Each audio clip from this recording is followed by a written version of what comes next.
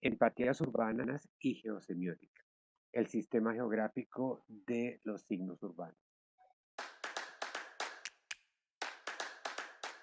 Este libro es el resultado de investigación de doctorado en la Universidad de Valladolid, titulado Patrimonio Cultural y Natural, Historia, Arte y Territorio. Este libro contiene tres grandes partes. La primera, la que estructura toda una forma de pensar la arquitectura, otras formas de estructurar la definición de lo arquitectónico, desde una investigación que fue el producto de mi maestría, la imagen poética del espacio arquitectónico, donde se establece el valor de lo arquitectónico no por el valor plástico del objeto, sino más bien por el poder estimulante, por la imagen que construye la experiencia del espacio arquitectónico. La imagen poética del espacio arquitectónico fue la base a partir de la cual se construyeron otras investigaciones como Intangible y Presente. Son libros que en su momento se presentaron de manera individual, pero ahora podemos entender que han sido parte del proceso para este libro que presentamos hoy. Después de la imagen poética del espacio arquitectónico, donde se explica cómo la arquitectura esencialmente es espacio y cómo ese espacio que logra estimular la imaginación adquiere altísimos niveles estéticos y es designado por muchos como arquitectura poética. Después de este encontramos Intangible, que se refiere exclusivamente al acontecimiento urbano, a las formas de habitar el espacio por las comunidades urbanas, por los habitantes urbanos, por los peatones. Y con esto se establecen, digamos, las bases para adentrarnos un poco la tradición del siglo XX en términos del aprendizaje y las metodologías de enseñanza de la arquitectura hacen énfasis en la estética del objeto, en la funcionalidad del espacio, en las relaciones espaciales. Sin embargo, los códigos construidos desde otras latitudes son interpretados en Latinoamérica de manera casi literal. Hoy en día vemos cómo las ciudades contemporáneas latinoamericanas generan fenómenos diferentes a los ocurridos en otras partes del mundo. Y esto nos hace entender que todo lugar, toda estructura urbana, todo territorio urbano tiene un temperamento que debe ser interpretado desde el código que él mismo propone. El libro, como decía, en esta primera parte establece esta dimensión básica de la arquitectura y en la segunda parte reflexiona sobre cómo el paisaje urbano debe ser entendido como un lenguaje. ¿Qué es un lenguaje? ¿Cuáles son las condiciones de un lenguaje?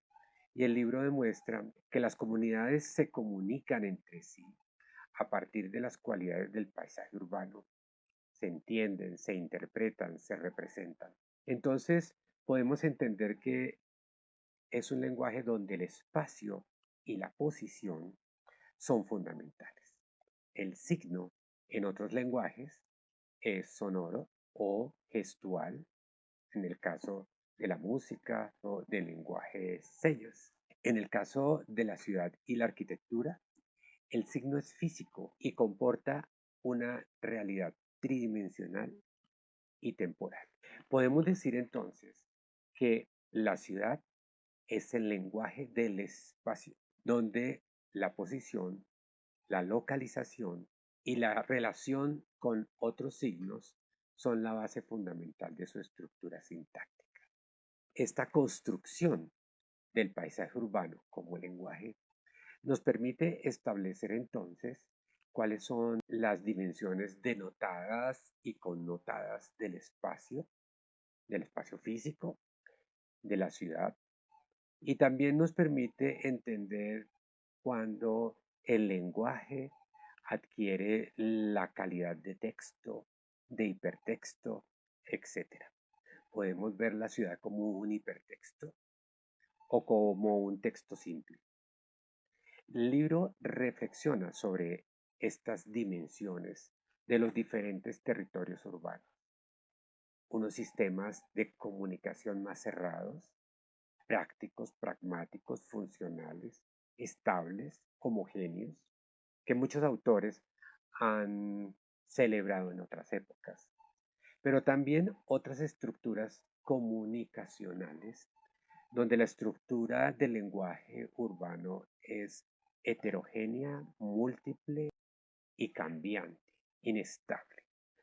Los pensadores de la complejidad nos enseñan a entrar en este mundo de indefinición y de inestabilidad. Y la semiología nos ha permitido entonces entender que la relación del hombre, del habitante, con su entorno físico, no es una relación exclusivamente funcional, sino más bien y sobre todo es una relación cultural, una comunicabilidad cultural es la que establece la ciudad con sus habitantes. Por eso la participación en la construcción de la cualidad del mensaje urbano, la participación del habitante común, es tan importante para el reconocimiento de su cualidad cultural, para la construcción de su pertenencia y de su identidad como habitante.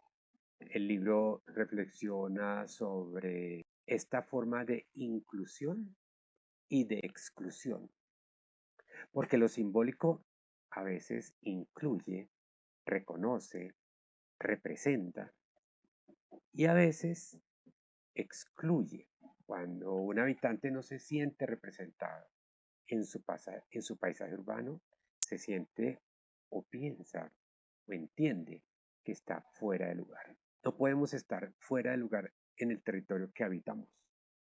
Tenemos que construir identidad y así poder establecer una dimensión trascendente de nuestra experiencia cotidiana con lo urbano. De esta manera llegamos a la tercera parte, donde logramos establecer una metodología de trabajo para construir mapas que evidencian el comportamiento espacial de los signos urbanos escogidos o representativos de una comunidad.